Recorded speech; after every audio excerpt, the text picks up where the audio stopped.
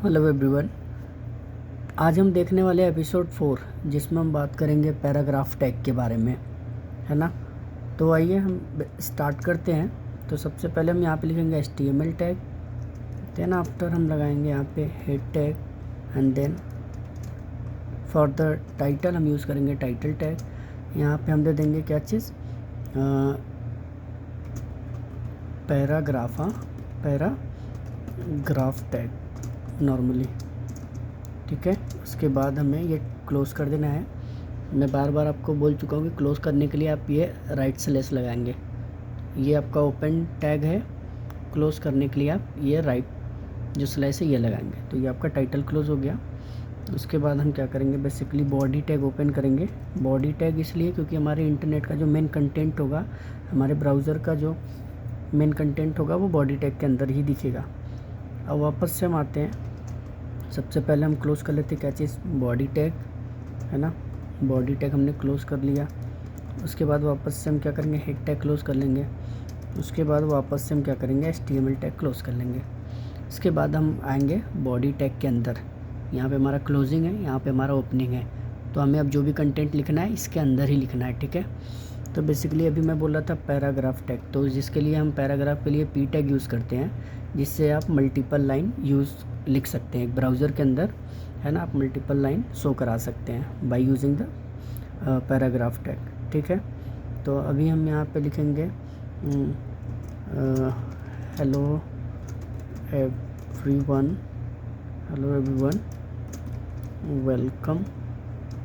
Welcome to Ruan coding school. ये मैंने लिख दिया। अब हम बेसिकली क्या करेंगे, क्लोज़ कर देंगे। तो मैंने आपको बोला क्लोज़ करने के लिए राइट स्लैश लगाना है आपको, और उसके बाद जो भी टैग आपका है उसका नाम दे देना है। तो P टैग है तो P टैग हमने दे दिया। इसके लिए फिर हम क्या करेंगे, यहाँ पे आएंगे हम अपने सबसे पहले फाइल मेन्यू में सेव बटन पे क्लिक करेंगे, और यहाँ से लोकेशन हम डेस्कटॉप देंगे, ठीक है। डेस्कटॉप पे इसलिए क्योंकि हमें आसानी से किसी भी फाइल को ढूंढ सकते हैं अगर हमने डेस्कटॉप पे सेव करा है तब।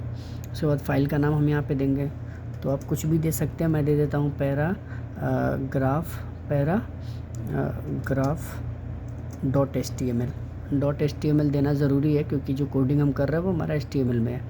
तो .html आपको यहाँ पे देना है, तभी जाके आपका ब्राउज़र का पेज बनेगा, इंटरनेट का पेज बनेगा। उसके बाद सेव कर देना है।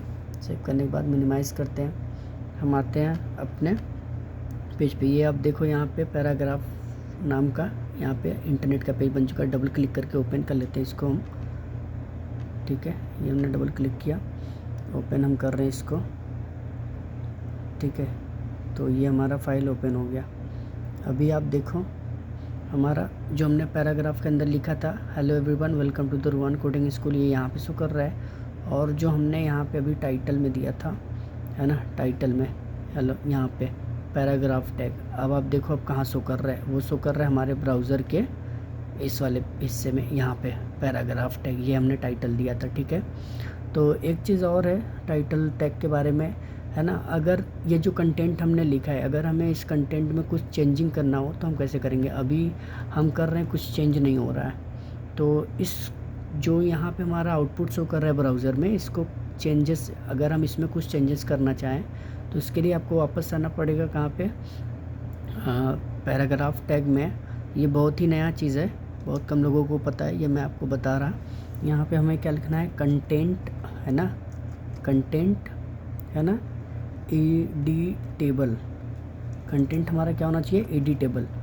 कंटेंट एडिटेबल का मतलब क्या है कि जो हमारा ब्राउज़र पे जो भी कंटेंट शो कर रहा है वो एडिटेबल होगा, मतलब हम इसको कुछ भी चेंज कर सकते हैं। उसके बाद हम क्या करेंगे, इक्वल टू लगाएंगे, और यहाँ पे हम क्या कर देंगे, ट्रू वैल्यू पास कर देंगे। ये हमारा क्या हो गया, एट्रीब्यूट हो गया। यहाँ पे हमारा P पैराग्राफ टैग है, P हमारा टैग है। कंटेंट एडिटेबल एक क्या है, एट्रीब्यूट है। एट्रीब्यूट क्या होता है कि किसी भी एट्रीब्यूट क्या है, एट्रीब्यूट होता है जो भी टैग के बारे में एडिशनल इन्फॉर्मेशन दिखाता है। यानी कि अभी हम क्या करेंगे, जो पैराग्राफ हमारा नॉर्मली तरीके से क्या हो रहा था, एक सिंपल सा एक पेज दिखा रहा था, बस लिखे हुए कंटेंट को दिखा रहा था। लेकिन अब हम जो कंटेंट एडिटेबल हमने नाम का जो हमने एट्रीब्यूट यूज़ करा है, अब हम उसकी वैल्यू को हमने क्या यहाँ पे दे दिया, ट्रू दे दिया। कंटेंट एडिटेबल हमने ट्रू कर दिया वैल्यू, ये यहाँ पे ट्रू जो है वो वैल्यू काम करेगा।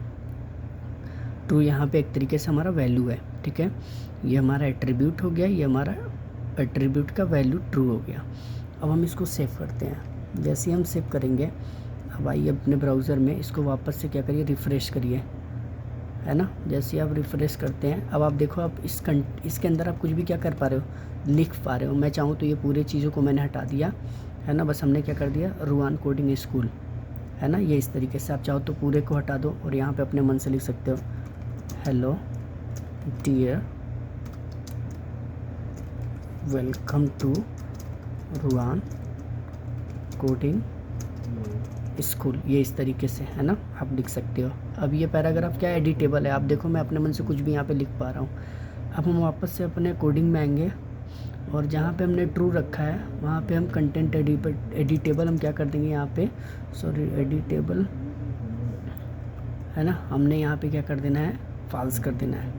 यहाँ पे जहाँ पे हमने ट्रू लिखा है वहाँ पे हमने क्या कर देना है, फॉल्स कर देना है। हम आगे यहाँ पे, है ना, अपने ब्राउज़र के अंदर हम यहाँ पे क्या कर देंगे, बेसिकली फॉल्स, है ना, ये फॉल्स हमने कर दिया। अब हम वापस से सेव करके अपने ब्राउज़र में आते हैं और वापस से यहाँ से रिफ़्रेश करते हैं, है ना। अब रिफ़्रेश करते हैं, अब देखो यहाँ पे ये वापस से क्या हो गया, पहले जैसा हो गया। अब हम इसमें कुछ भी चेंजेस नहीं कर सकते, ठीक है। तो ये हमारा क्या था, चौथा एपिसोड था जो कि पैराग्राफ टैग के बारे में था। आई होप आपको समझ में आया होगा कि पैराग्राफ क्या टैग होता है। पैराग्राफ टैग के ज़रिए हम मल्टीपल लाइन क्या कर सकते हैं, अपने वेब ब्राउज़र के अंदर शो करा सकते हैं। और कंटेंट एडिटेबल का मतलब क्या है, कंटेंट एडिटेबल अगर हमने यहाँ पे वैल्यू ट्रू कर दिया, इट मीन्स कि जो हमारा पैराग्राफ की जितनी भी कंटेंट शो कर रही है, हम उसमें अपने मन से कोई भी चीज़ें क्या कर सकते हैं, आसानी से ऐड कर सकते हैं। अगर हमने यहाँ पे वैल्यू फॉल्स दे दिया, इट मीन्स कि वो हम जो भी हमारा ब्राउज़र पे कंटेंट दिख रहा है हम उसमें कुछ भी चेंजेस नहीं कर सकते। तो आई होप ये वीडियो आपको आसानी से समझ में आया होगा। मिलते हैं नेक्स्ट वीडियो में एक नए एपिसोड के साथ।